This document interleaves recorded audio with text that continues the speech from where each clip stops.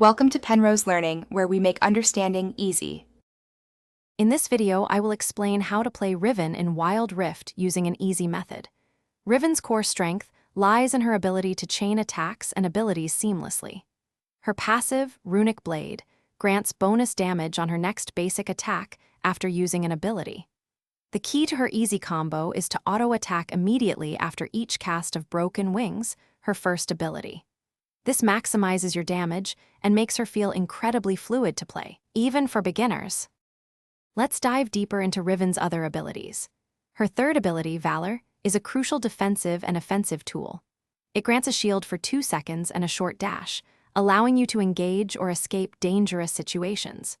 Kai Burst, her second ability, stuns all nearby enemies for 0.75 seconds. This stun is perfect for locking down targets, interrupting channeled abilities, or setting up your team for a powerful follow-up. Mastering these abilities is key to Riven's success. Riven's ultimate, Blade of the Exile, transforms her into a much deadlier champion. It significantly increases her attack damage by 20% and extends the range of her basic attacks and abilities for 15 seconds. Activating it also unlocks Wind Slash, a powerful projectile that deals more damage to lower health targets.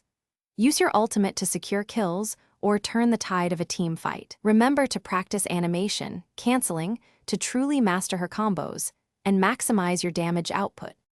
For itemization, prioritize attack damage and ability haste to keep your abilities flowing. Black Cleaver is a fantastic first item, providing damage, health, and armor reduction against your foes. Death's Dance is another strong choice, offering sustain and converting a portion of incoming damage into a bleed effect. In terms of strategy, Riven excels at split pushing and finding isolated targets. Look for opportunities to flank enemies in team fights and burst down their carries before they can react. Thanks for watching. If this was helpful, leave a like and consider subscribing. See you next time.